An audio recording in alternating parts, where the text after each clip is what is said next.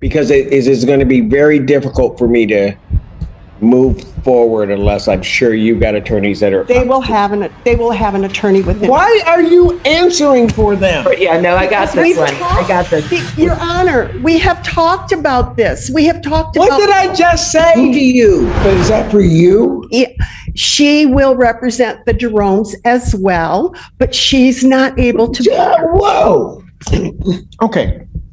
Stay with me here. Stay with me here. I don't care who the attorney is. Okay. That attorney cannot represent both. There is, even from what minimally I know about this case, just from the plea, that can't happen. Okay. And I'm not going to allow that to happen. Because I think, quite honestly, and I didn't want to say it out loud, but I'll just say it out loud now.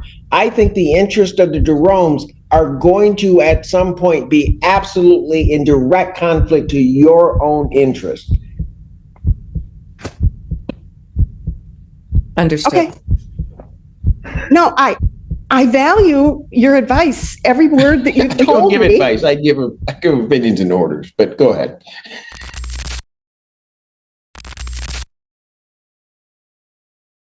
Jerome et al. Versus Eric Cassidy. Are they both?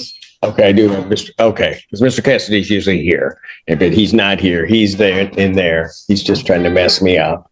All right, and they do have both the Jeromes. Got it. Okay. Good afternoon, Your Honor. How are you? Gail. I'm about to find out. Gail Rosen appearing at Francinova appearing on behalf of the defendants. Okay. I'm Donna Toth. I was the attorney for the Jeromes. I am now a plaintiff. The Jeromes are here by Zoom, and we are in pro per. Well, hold it. You're a plaintiff yourself? Yes, they counterclaimed and. Oh, okay. Got it. It's complicated. Well, not really. So. If I could, Your Honor, just what were you?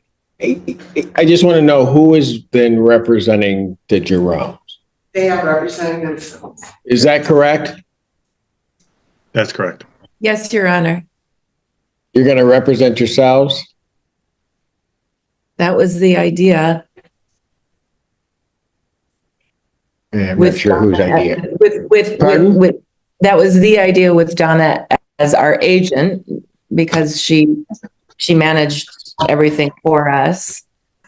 So yes, that's where we are. Okay, but okay, I just want to make sure you're going to represent yourselves in the legal proceeding. We're representing ourselves today. I don't know. I mean, what I'm hearing from you is that perhaps that's ill-advisable. But yes, today we are here just representing ourselves. Okay, no, I didn't mean to say either way, except that I just want to make sure I'm clear that from a legal standpoint, you guys are representing yourselves. That's correct. But you're doing it for today for sure, but it may change. Yes, sir. Yeah. Got it. I got it. Okay, now. So we're here on two motions, I believe, but before I get to those motions, if I can provide a brief update to the court. Sure. So I just wanted to let you know that, or the court know that in July, the tenants advised, as did I, advised the landlords that they would be vacating the property prior to September 1st, 2024, provided notification 2 months ago to give the plaintiffs an opportunity and significant time to find new tenants before the start of the academic year. So the tenants have found alternate housing and they will vacate on August 31st and return possession of the property to the landlord. I'll need to know where to leave the keys, and they'll continue to comply with the court's order to pay rent into escrow until the case is decided. Okay. So just as a, go ahead. No, I wasn't going to say. Just by way of the reasoning is that they contend that they've been constructively evicted, not only as a result of significant delay or failure to address a plethora of necessary repairs, but also due to substantial privacy violations and a violation and interference with their right to quiet enjoyment. Ms. Tope has routinely noted that she frequently conducts what she calls security checks at the property, as well as what she refers to as due diligence, surveillance, watching the property from the road. So I'm not aware of anything that allows that to occur. Additionally, she's falsely filed a police report accusing the tenants of assault, filed a PPO making the same false allegations, and now filed a case in circuit court, similarly falsely accusing the tenants of assault and battery. Excuse me. There's a new filing, or is that? Circuit court, yes. Okay, so when did that happen? I'm not sure when that was filed. It's a civil case. Okay, I understand And that. it has nothing to do with the landlord-tenant issues that are before this court.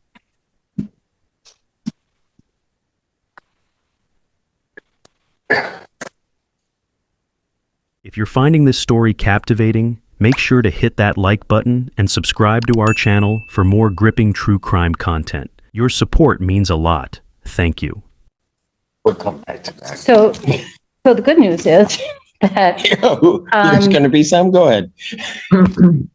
since the tenants are vacating the property in about a week or 8 days, plaintiff's motion to enter the property unimpeded by the tenants and their dogs is moot. So they can enter the property after August 31st without any fear of interference from the tenants. Okay. So we just have our motion then to strike the plaintiff's report to the court on mediation. I believe. Before we get into that, Sure. this is where this gets a little bit weird. Did either of the other parties have anything to say about the vacating the premises and the like? I guess the only people that wouldn't. Well, I'll hear from anybody. Ms. Tope. I'm the agent who has managed the entire lease from the beginning to the end and had all interaction on the lease and its terms and meeting the responsibilities of the landlord as their agent. I did that. And as far as the request or the assertion that the plaintiffs were leaving the property September 1st, they have not requested nor gotten written permission to terminate the lease. And they have not, See, this is where this gets weird. Okay. okay. Because I don't, as you stand here before me today, Yeah. how are you asserting that on behalf of the Jeromes? As the agent who has been completely involved in the entire performance of the lease from the standpoint of the tenants. Okay, that's why, as I said before at the last hearing, that we actually were all here. Yes. This gets messy. Because that notion, certainly you can say up to a certain point that's occurred. However, it's really up to the Jeromes to say that. Okay. Well, No, I mean, it is murky because, of course, as our agent, all these, from our perspective, all of these things are allegations we're not there on the ground to see.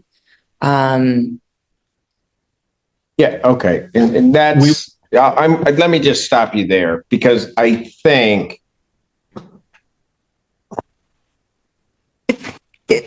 it seems to me that it these would, issues for trial as opposed to being. what issues for trial? Well, here's what the their issue for trial would be. complaint. These are Whether or not they were issues. constructively evicted. They're leaving. If you listen to what Ms. Wilson said, they're not seeking your acquiescence to leave. Their belief is that they've been constructively evicted from the premises. Your Honor, if I may, my intention was to notify the court and provide an update on what's happening today. They're leaving. The motion is therefore moot, and whether or not they've been constructively evicted will be determined by this court. We're not asking the plaintiff's permission. They're leaving. That's why I consider that to be an issue that needs to be decided down the road, as opposed to how did the Jeromes feel about it. I think that they will assert themselves at that time. Counsel, this is where our problem is. You can't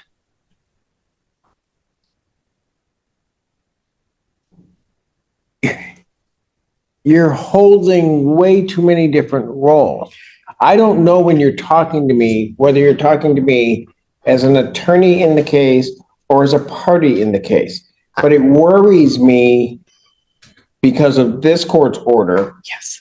When you're talking about something, making a representation as to almost representing the Jeromes, because that's going to be a problem. Okay, they have counterclaimed against the Jeromes and me, and these are issues in their counter complaint that all of the things that I didn't want to say this, but here's what I'm just going to say. Here's what the problem is, counsel, and why I did what I did. The problem is that, as Mr. Jerome was saying, they weren't there. So let's assume, for the sake of argument, I'm not saying that it's the case, that you did something that was where all of a sudden they're liable for it and they didn't give you authorization to do it. And if that happens, you guys are on way opposite ends of that legal perspective and argument. Wouldn't that be part of their counter complaint, which is I'm not even getting to the counter complaint. I'm just you're standing here making representations on behalf of the Jeromes under the guise of being their agents. Right, because I was however, if I could just add to, Your Honor, the mediation, the report to the court, the mediation summary was also drafted and filed by Ms. Tope. The response to the motion was drafted and filed by Ms. Tope. So, what was the song? Yeah. I hope it's inspirational.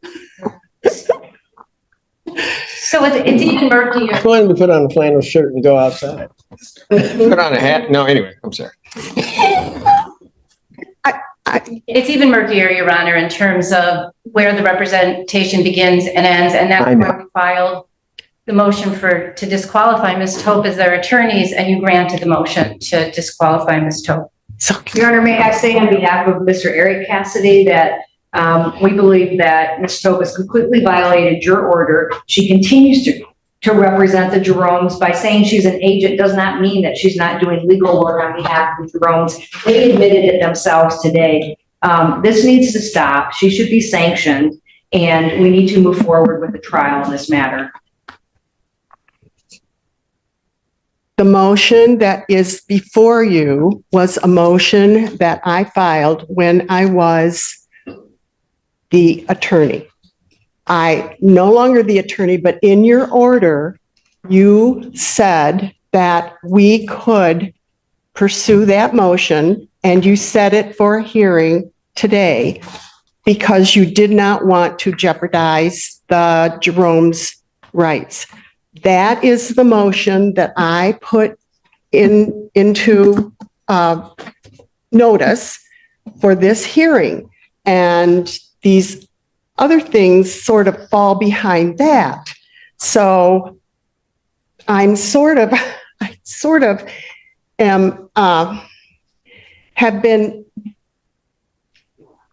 have been put into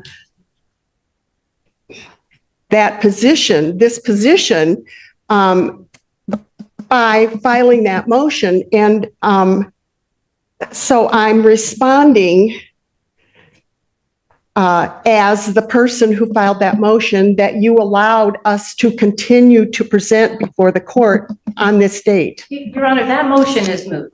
And It's not moot because they haven't left. And moot next week. And additionally, after the disqualification order was signed, Ms. Tope filed an amendment to that, No, I know. to that motion, and then a response to our motion to strike. So it continues, and there's quite a lack of clarity as to what Ms. Tope's role is in this matter.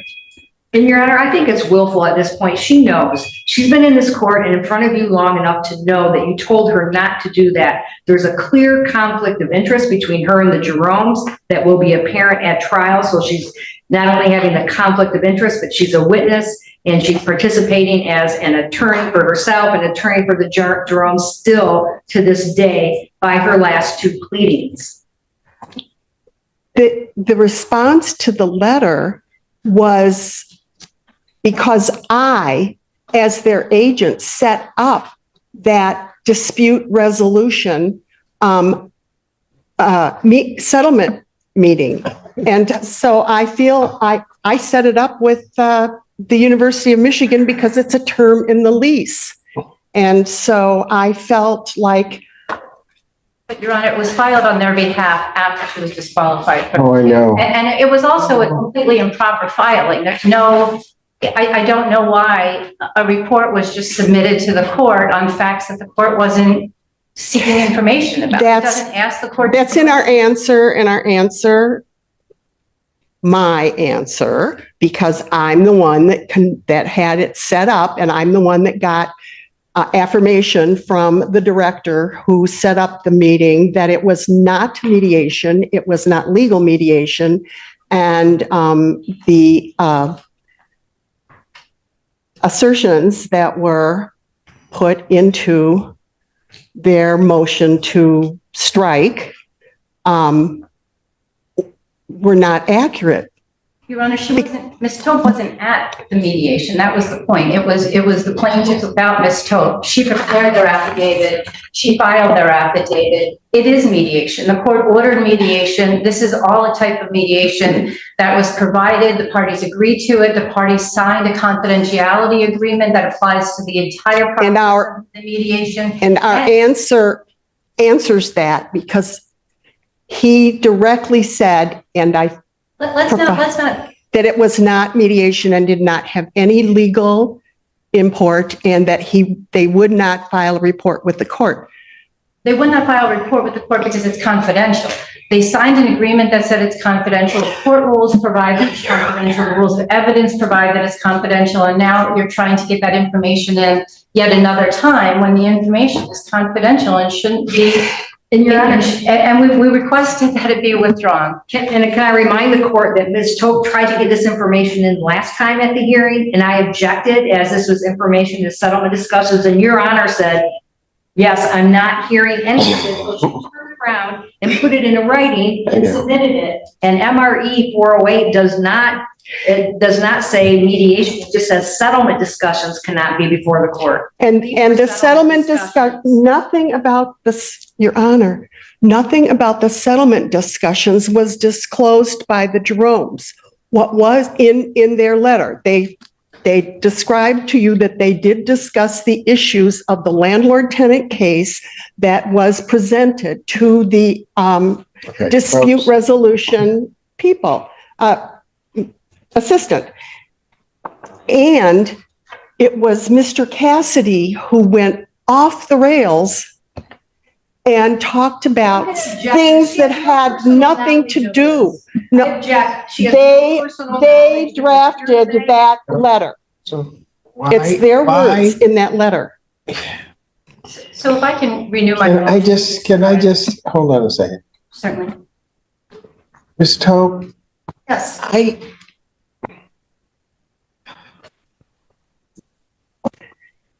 I don't like finding that attorneys are violating not only the written orders of the court, but certainly the spirit of the court's orders, and are trying to go around that. And when this whole thing about the disqualification started, what I honestly thought was that, and I ultimately ordered and was waiting for, was a substitution of attorney, because I didn't want the Jeromes being without counsel. And I have searched far and wide among all the landlord-tenant attorneys who have appeared before you, and nobody wants to take the skillet of snakes. I have an attorney who is not part of the landlord-tenant attorney group, but she has not been able to file an appearance for me because she was in court today. But is that for you? Yeah, she will represent the Jeromes as well, but she's not able to. Whoa. Okay. Stay with me here. Stay with me here. Stay with me here. I don't care who the attorney is. Okay. That attorney Cannot represent can Jerome's represent both. There is, even from what minimally I know about this case, just from the plea, that can't happen. Okay. And I'm not going to allow that to happen. Okay. Because I think, quite honestly, and I didn't want to say it out loud, but I'll just say it out loud now. I think the interest of the Jeromes are going to, at some point, be absolutely in direct conflict to your own interest. Understood. Okay. No, I value your advice, every word that you I don't told give me. advice. I give opinions and orders, but go ahead. If you're still with us, make sure to like and subscribe to keep up with more shocking true crime stories. Your support helps us bring these stories to light. Don't miss out on what's next. Okay. Ms. Toe, Yes. you need to just stop. Okay. No, you need to stop doing what you're doing in this case. You can certainly defend yourself. I'm not entirely clear of the relationship that you have with the Jeromes, but I will just say that what is happening and what you're doing is potentially jeopardizing their positions in this case, as well as your own.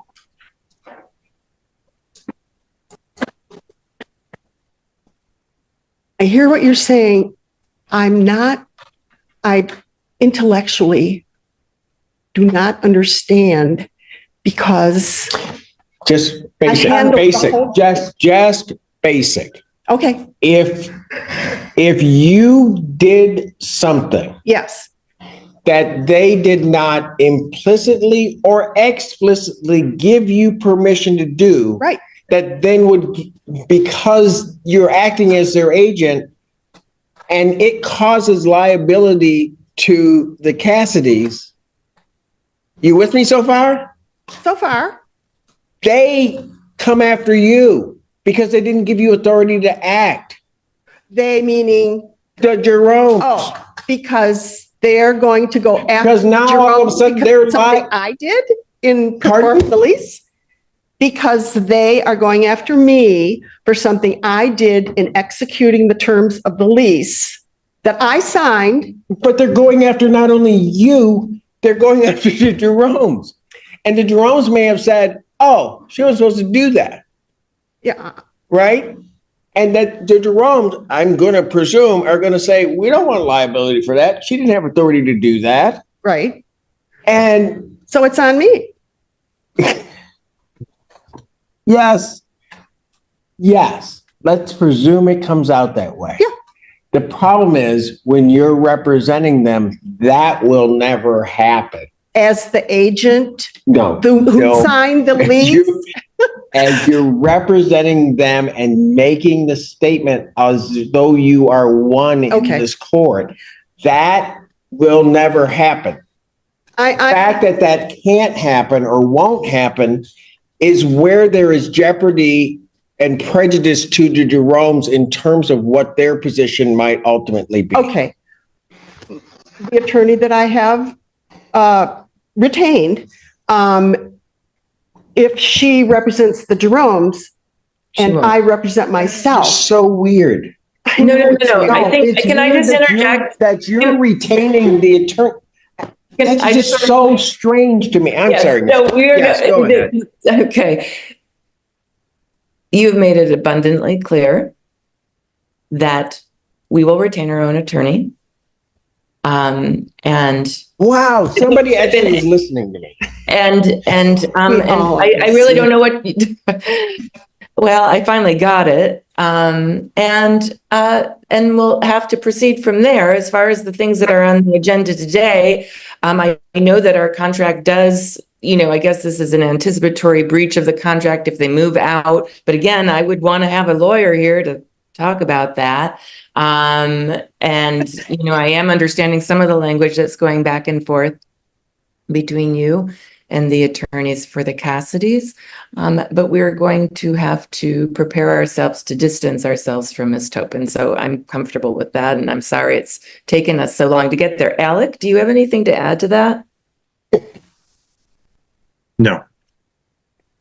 Okay. He's a good husband. Yes. No, he's a brother. He's What'd a he say? brother. Your brother? My Yeah, brother. okay, then he's very good. Yeah. Like, Yeah. He's a good brother. sister asked, do you have anything to add after I talk? No. All right. He is. They are. They're great people. Okay. Okay, so speaking to the Jeromes, how long will it take you to get attorneys? Because it's going to be very difficult for me to move forward unless I'm sure you've got attorneys that are. They will have an attorney within. Why are you answering for them? Yeah, no, I got this We've one. I got this. Your Honor, we have talked about this. We have talked What about did I just say to you? in the past. Oh my gosh. Look. Yeah, no, I just to interject again. Alec, it's the 23rd of August. I would say after I'm 11-year-old, she's beginning school. Could we put it into the beginning of September? I would think that we should be able to find some. Okay, let me ask you this. Could you guys have an attorney in, say, 2 to 3 weeks? Yes. She just 3 said. weeks, please. Yes. 3 weeks? Is that going to be tight for you? I don't want it to be tight for you. I'm just. Alec, what did you say? I said 3 weeks. I would like the latter of that range if possible. Okay, so at least 3 weeks to get you. Okay, very good. See, I knew he'd say something eventually. So, okay, all right. So, all right. So I do think, Your Honor, our motion to strike is pretty straightforward. Yes, it is. Okay, so, and this is what I don't understand. Why do I have a report to me at all? Because in typical actual legal mediation, the mediator gives a report.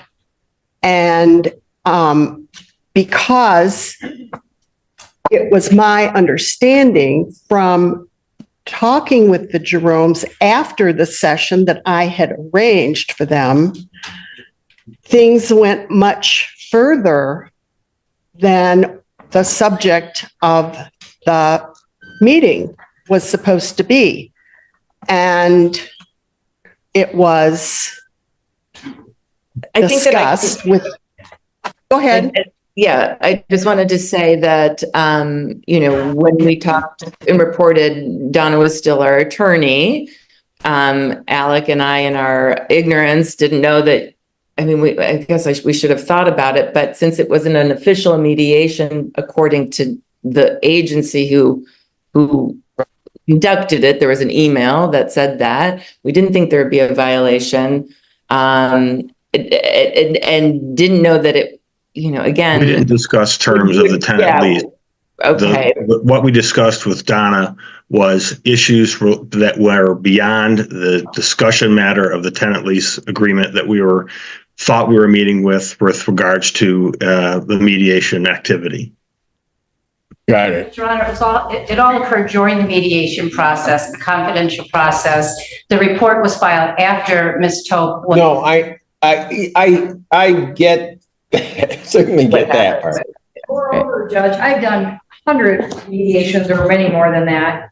And yes, reports do go to the court, but the substance of the discussions never go to the court, just that what happened as far as if they came to a resolution or not. But even to the extent that they're relevant, that report comes from the mediator. It doesn't, I don't get this. That's why when I saw it, and I was reluctant to even read it and just skimmed over it because I didn't ask for it. I mean, if it went to mediation, so the first thing that I did is I went to the leasing contract, basically, or wherever it was, to determine if, for whatever reason, as part of that provision, I was supposed to get it, because I couldn't figure out why I was getting this. And that's not in there. And so I couldn't figure it out. Is there, given all of that, does anyone have opposition to the court striking the response to the court?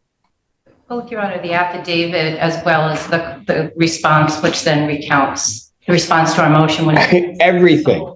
I'm talking everything, because none of it should have been here. So I'll ask you, Jerome's, do you guys have any? We do not. Go ahead, please strike it. Thank you. Okay.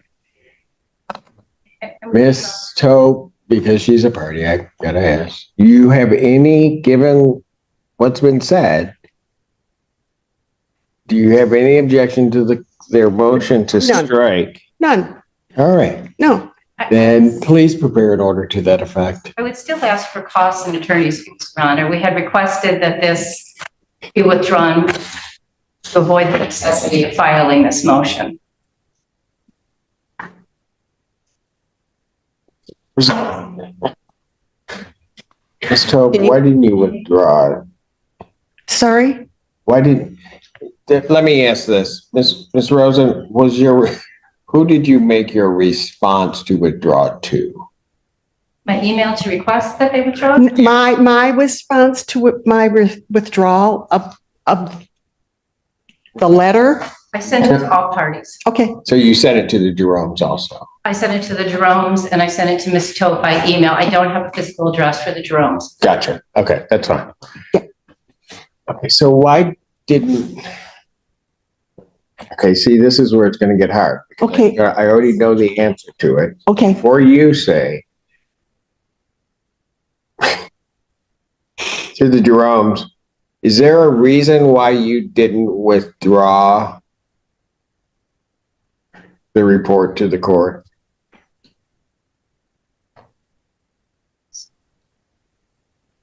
Is there a reason why we didn't withdraw the report to the court? Right, why you didn't acquiesce to the request to withdraw? We were not aware of the concerns Yeah, related quite to frankly, yeah, we weren't aware of. Oh, you both started talking. What were you saying to me? Sorry, Alec, you go. You'll probably have a better. I just said we were not aware of their concerns related to the court filing and were not aware of the need to rescind. Well, and you...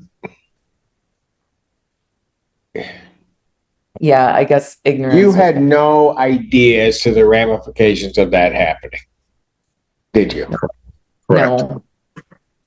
Your Honor, can the court inquire of the Jeromes if they sought legal advice from Ms. Tope after we sent the email asking them to withdraw? We didn't seek legal advice. Hold on, I understand the nature of why you may want that. I'm going to have I'm very protective even as a judge as to what may be even parts of an attorney-client relationship and communication. So I'm not going to permit that answer to that question. All right. Is there any reason you didn't acquiesce and just withdraw before? I didn't acquiesce because I had set up the meeting. I knew what they were to discuss. I knew what the confidentiality agreement should have covered, not as an attorney, but as a person who was trying to effect that section 38 in our lease that allows for seeking advice from the University of Michigan. The mediation service allowed to students no longer exists, and they do not provide that service anymore. And I was referred to the dispute resolution, where the parties talk about the issues under dispute, which are the lease terms. And so when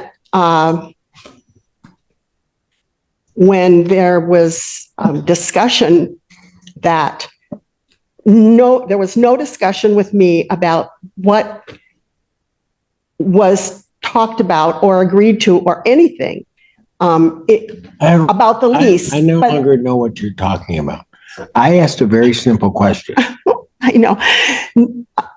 Why didn't I acquiesce? Because I felt as if there was a good reason to question the applying court rules to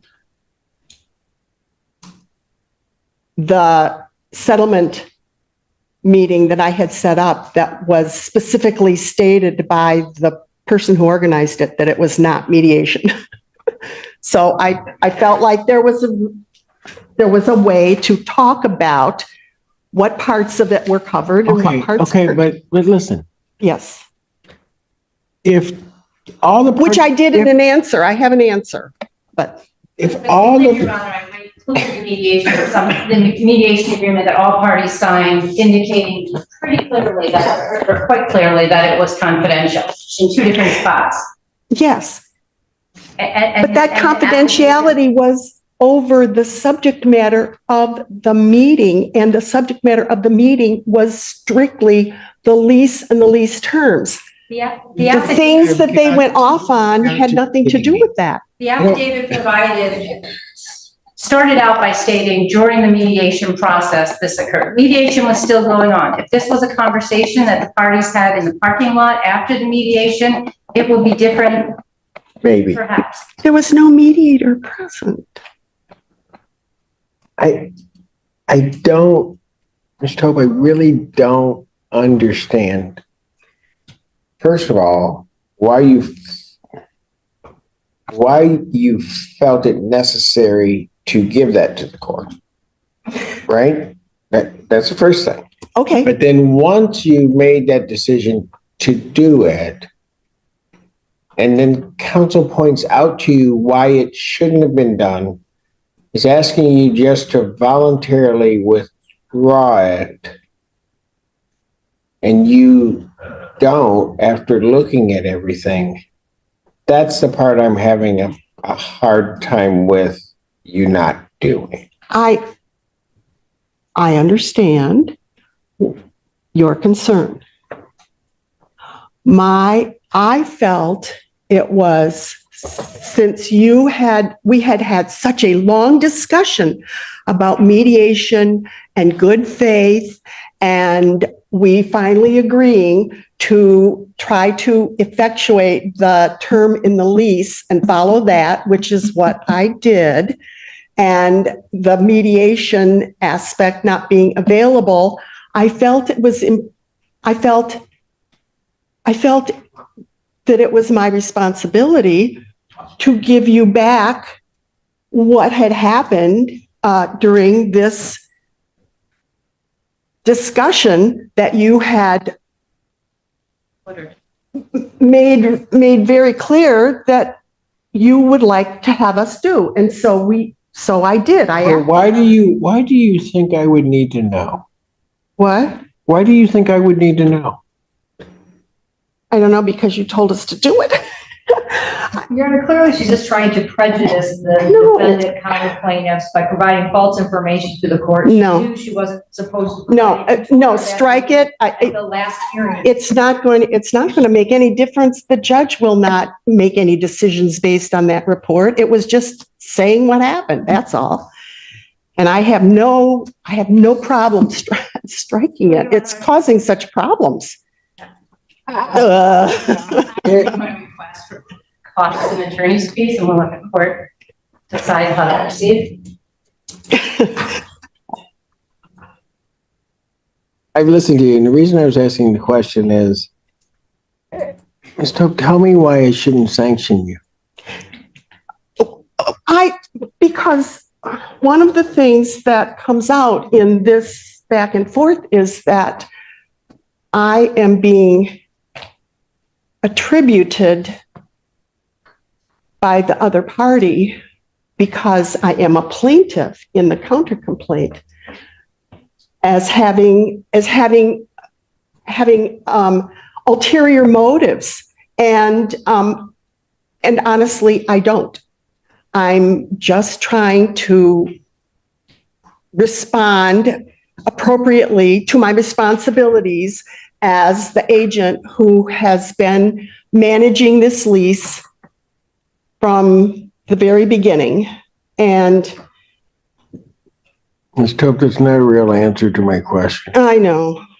Well, but that's all I'm thinking. I'm not doing anything willfully, intentionally, or in an aggressive, oppositional way towards their clients. And it doesn't have to be aggressive. It's still in violation of the confidentiality agreement, the court rules, the evidentiary rules, and given an opportunity to withdraw it, you didn't. So here we are.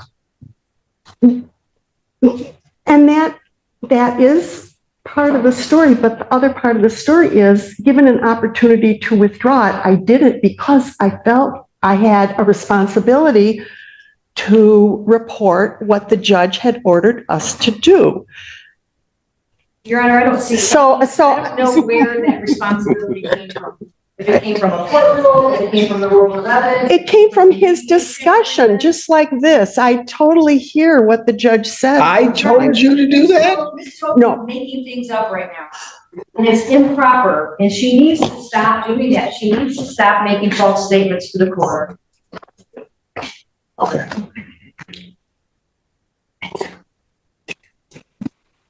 Anything else you want to say, Ms. Tope?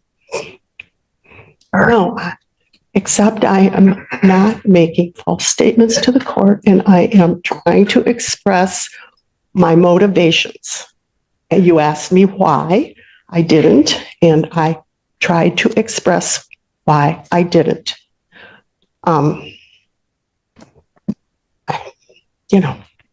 Ms. Tope, It's in your hands. so here's what we're going to do. Placing the order that I'll take sanctions and cost under advisement. Thank you. And I'll decide whether I'm going to order them. And here's my reason. I typically don't, I realize there could be violations. I typically don't sanction attorneys if they've didn't sort of have ill will in doing what they did. And I understand one may look at that differently, right? But sometimes people do things just out of sheer ignorance. If you don't sanction ignorance, I will plead it. I don't think you have to plead it. I think we pretty much have. Thank you. We'll go from there. Your Honor, I would ask just one last thing really quick. See, I told you the minute Rosie started. So I'm like, why can't you talk? No, go ahead. Is no longer about possession. Possession will be returned. And it's going to be just about compensation damages. I would ask if the court is so inclined and has the time, and once the Jeromes have attorneys, if you would be willing to engage in your incredible shuttle negotiations and allow us. See, you've been talking to Mr. Fink too much, first of all. But I've seen it in action, so. yeah, I don't, and I really don't have a problem with that. And ultimately, if we could get the case to that point, I'm not going to have a problem with that once we get to the final settlement part and do that, but I've got to make sure that the Jeromes have attorneys in place and that their interests are protected, and we could do that. So, yes. There's another procedural matter. Sorry. No, it's okay. So, after Ms. Tope served, one of her notices, she filed a complaint that wasn't timely. That was, I think, her third complaint she's filed in this case. So then she went ahead and filed a fourth complaint. In the meantime, we had responded. Fourth complaint. We had responded to the third complaint and counterclaim, but now we have not yet actually officially answered the fourth complaint, and we needed an amended counter complaint. So I don't know if the court wants to give us a timeline for that. And there were two case numbers, so I think the court mentioned that consolidating those cases. Well, they're gonna, right. I mean, the district court doesn't have a great way of doing that. So how much time are you gonna need? Okay, so here's gonna be part of the problem. Part of the problem is you're going to be filing an answer and a counter complaint, which is going to include the Jeromes, which are then going to have new counsel swing in, right?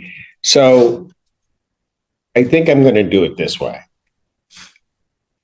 I'm at this, and that was filed by Ms. Tope on behalf of the Jeromes. Yes, The fourth one. the complaint, yes. Okay.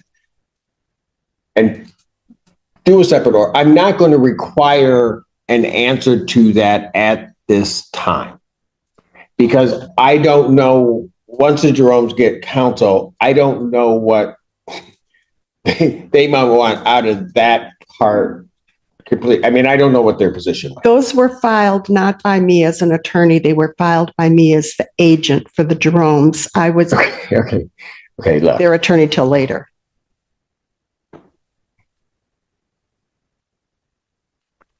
You got to stop that. I mean, you really do.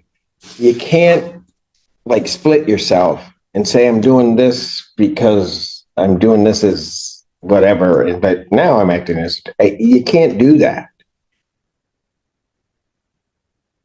Because you're doing it, when you do it, you're doing it to justify you doing something, which quite frankly, I would agree with counsel probably is in violation, certainly, if not directly, the spirit of the order regarding your disqualification. So Right. you just need to stop it. So I, Donna Tope, am not able to respond to anything that had to do with my operating as their agent before I became their attorney. Hang on a second. I don't know how to answer that. Because what may end up happening is the Jeromes get an attorney, Yep. the attorney says, oh, heck no, she's not doing anything on your behalf. And they follow that, then you do nothing. Your agency at that point certainly ends. Mhm.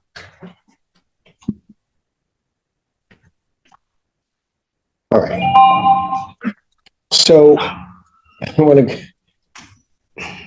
I always hate going here, but I'm going to. So you're going to prepare the order regarding no answer required until the court directs otherwise. Yes, Your Honor. Okay, Is fantastic. there also a deadline for a counterclaim though?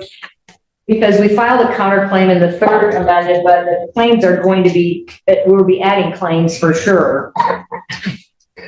Answer and counterclaim. Just everything's on hold because it's not you delaying it. It's not the court delaying it. I just have to it's the court delaying it because I have to give the Jerome's time to do what needs to be done. All right. Now, without raising a new issue, what is the circuit court case?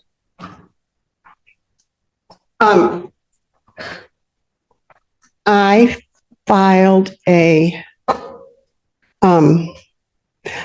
called the sheriff and filed a report of an assault and battery at the property by Eric Cassidy and Paula Cassidy, and followed up with that with a civil a civil complaint of assault and battery.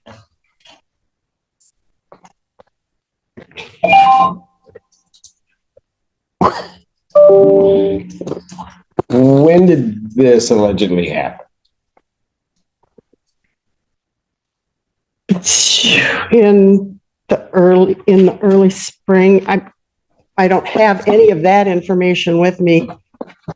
It's not pertinent here. Around March 8th, I believe. March 8th. It was during the process of her, she claims the event occurred during the process of her serving a notice on the property. The notice to quit. Yes, at that point, it was to allegedly people that weren't supposed to be living in the house that were living there. It wasn't true. And then, I guess, Your Honor, the question will become, that did occur during, I think it's a permissive joinder, for sure. I don't think it's a mandatory joinder, but it's a permissive joinder. So then the question will become, will we be removing our case to circuit court and then join that as well? Okay, so this is like Groundhog Day. If you remember the first time that you were here, and we were going around and around about that, and I said I could do something that I really don't want to do, and that is get appointed a circuit court judge and just deal with it. And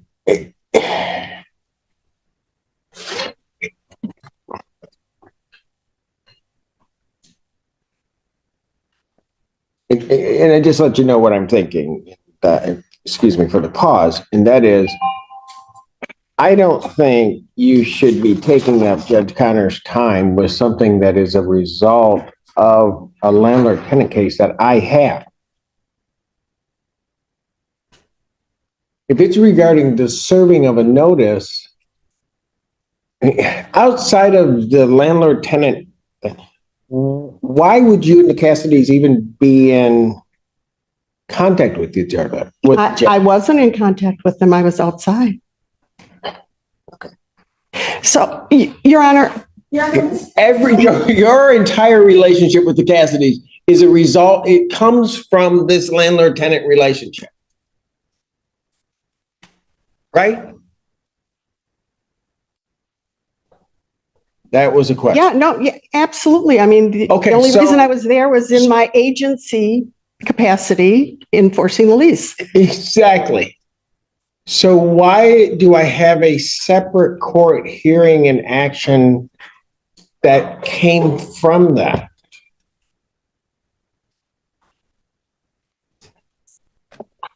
Let me just say this. When was this filed? Oh, August 8th. Of this year? Yeah. You know, so I'm just going to tell you, and I don't know anything about it, but this is a lot like her. It's almost like you're just wanting to harass them. Oh my gosh. Why? Then answer me this. Why would I do it? Because why wouldn't you file it if you felt that there was an assault and battery? Why wouldn't you file it in this case? I didn't consider it a landlord-tenant case. Civil actions up to 25,000 Mhm. are the jurisdiction of this district court. Yeah, I asked for over 25,000. Ask for what? Over 25,000. Of course, everybody does. So then why wouldn't we have just done it? And then we might have been back in that whole discussion about, does it get removed? Does it do whatever? I mean, I think I can't help but think while all of this is going on, and quite frankly, you're not getting your way on a lot of things because some of it I don't understand. No, you don't. Listen. Yeah, I'm listening. That what you did is you took that case and almost as an abusive process, filed an action in circuit court to harass the Cassidy. That's what it looks like. So here's what I'm going to do, because I don't think they should be trying to answer I will Two withdraw it. No, you do what you want to do, because I'm just going to call Judge Connors in the circuit court, and with his permission, I'm going to take it, because there's no reason he should be handling it. All the issues, God help me, but all the issues are here. It was an assault against me personally. It has created a hostile work environment. I am afraid to do my This is job. worse than like being civil. Either we're talking about you personally, we're talking about you as an agent, or we're talking about you as an attorney. You got to make up your mind. And Your Honor, all of these issues are what led to the tenant's decision to vacate. I realize that if they can tell us where to leave the keys, I will Mr. Cassidy's on the call. So know where to leave the keys. Mr. and Mrs. Jerome, where should they leave the keys? It's brothers and sisters. Mr. Okay. Ideas? I don't know. I'd have to think about that. I don't know. This is such I'm so disoriented by this whole thing. So I have to get back to you. Is there a lock? I thought there was a lock box on the back door that we could place them in. Is there? Yes. Okay. Perfect. That works. It's easier. They can be brought to my office. I did want to make just a clarification for the record. She filed her complaint on July 18th. July 12th, this court heard argument to disqualify and order disqualification. And then 6 days later, she filed it. I withdrew. I knew you would. I withdrew within 7 days. You withdrew what? I withdrew as attorney on this case.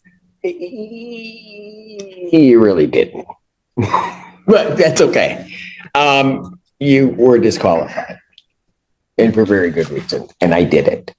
And everybody can be mad, but I did it. So here's what we're gonna do. Where do you?